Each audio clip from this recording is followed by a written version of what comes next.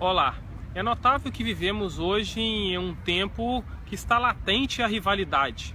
Uma rivalidade que gera até mesmo agressividade. Temos uma rivalidade política partidária, temos uma rivalidade esportiva que chegou a tal ponto que foi necessário criação de leis para que se impeça que duas torcidas rivais se encontrem no mesmo jogo, na mesma partida. Tamanha possibilidade de agressividade gerada através dessa rivalidade. Mas para entendermos melhor sobre rivalidade, temos que meditar na palavra de Deus que está em João 4,9. Ali o Senhor Jesus ele chega para uma mulher samaritana e lhe pede água. E ela responde o seguinte: como pode, sendo tu judeus, pedir a mim água que sou uma mulher samaritana? Bom, como podemos entender essa origem da rivalidade entre os judeus e os samaritanos? Para entendermos essa origem que ocasionou essa rivalidade, temos que voltar no tempo. O reino de Deus, o reino de Israel, estava unificado. E ali o rei era Salomão. Salomão morre e acontece uma divisão no reino. O reino se transforma em Reino do Norte, onde se tinha 10 tribos, e ali durante 209 anos passou-se 19 reis, e a capital foi a Samaria. O Reino do Sul, ele tinha 2 tribos. O primeiro rei foi Roboão, e a capital foi Judá, com sede ali em Jerusalém. Após ocorrer essa divisão e se passar esse tempo, Deus permite que o Reino do Norte, por não estar obedecendo a palavra de Deus, a verdadeira palavra de Deus, está se afastando da fé, da palavra, do comprometimento com a verdade bíblica, Deus permite que o reino assírio invada o Reino do Norte e leve parte daquele povo ali escravizado para um cativeiro.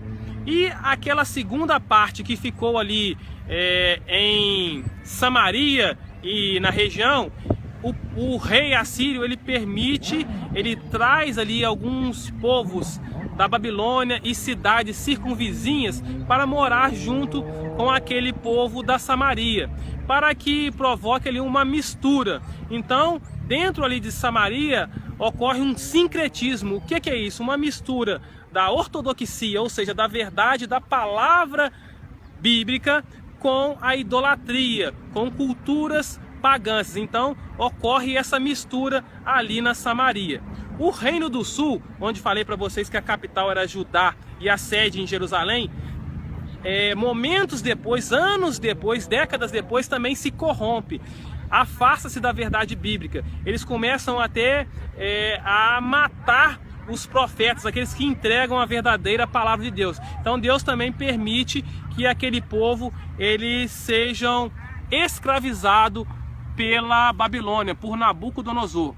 Como que ocorre a política ali da Babilônia? Ela é oposta à política ocorrida pelos assírios. Quando os assírios provocam aquela mistura, o sincretismo dentro da Samaria, Nabucodonosor ele cerca a cidade ali de Jerusalém, adentra, destrói, coloca fogo, destrói o templo, destrói os muros, destrói os portões, mata as pessoas, e aquele povo que sobra ele leva cativo para a Babilônia. Então ali eles ficam durante 70 anos cativo, escravizado ali por Nabucodonosor. Mas Deus já tinha entregue uma profecia para Jeremias, no qual dizia que o reino, o Império Persa, iria dominar a Babilônia. E isso acontece 70 anos depois. Então Ciro, o rei do Império Persa, domina a Babilônia, e sabendo dessa profecia, digamos que como uma forma de agradecimento, ele determina a volta dos judeus ali para Jerusalém, para a reconstrução do templo. Então é instituída uma liderança que é Zorobabel e toda uma instituição de autoridades. Eles voltam para Jerusalém depois daqueles 70 anos, já não estão mais dominados por Babilônia, mas agora pelo Império Persa. E Zorobabel começa, junto com todas aquelas lideranças, a reconstrução do templo. Quando inicia essa reconstrução do templo, os samaritanos, lembra do povo do norte, ficam sabendo e vão até Zorobabel e as lideranças judaicas para poder fazer, unir-se à reconstrução do templo. Mas lembra que o povo ali da Samaria, ele fez aliança, teve um sincretismo onde a fé se misturou, a fé de Deus com a fé da idolatria, da cultura pagã. Então os judeus, eles não permitem que aconteça esse ecumenismo, essa mistura de comunhão fora da verdade, fora da palavra bíblica. Então os judeus, percebendo que eles não estavam realmente com a motivação, com a palavra única e verdadeira de Deus no coração, mas sim com a mistura de crenças, com ídolos, com paganismo e também com reverência ao único e verdadeiro Deus, não permite que essa comunhão adentre dentro da igreja, adentre dentro da reconstrução do templo, porque o nosso comportamento, ele tem que se adaptar, que se modificar pela palavra bíblica, e não a palavra bíblica que tem que se adaptar ao nosso comportamento, à nossa cultura. Então esse foi o rompimento, o início da rivalidade, porque com essa recusa da união para a reconstrução do templo, o que o povo samaritano fez? Escreveu uma carta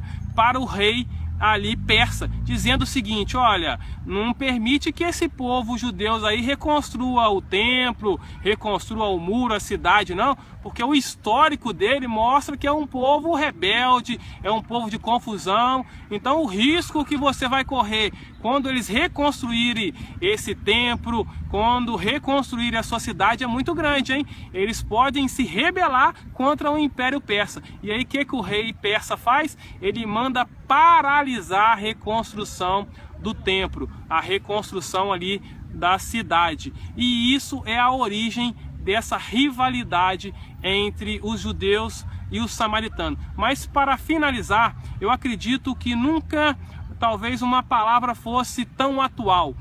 Porque nós vivemos num tempo em que se busca o ativismo de grupos sociais, busca-se o seu comportamento está acima da palavra de Deus, e aqueles que estão firmes na palavra de Deus, alguns cristãos que não se corrompem, não deixam corromper os seus princípios, eles são considerados de intolerantes e preconceituosos. Mas não é isso que a palavra de Deus nos aponta. A palavra de Deus nos mostra, através dessa passagem, que não existe comunhão fora da verdade. Quem tem que se adaptar ao seu comportamento é aqueles que estão fora da palavra de Deus, e não quem está na palavra de Deus tem que se adaptar, permitir que entre o sincretismo dentro da igreja, dentro da única e verdadeira palavra de Deus. Então que essa palavra e essa meditação esteja em vosso coração, que a paz de Deus esteja com todos vocês.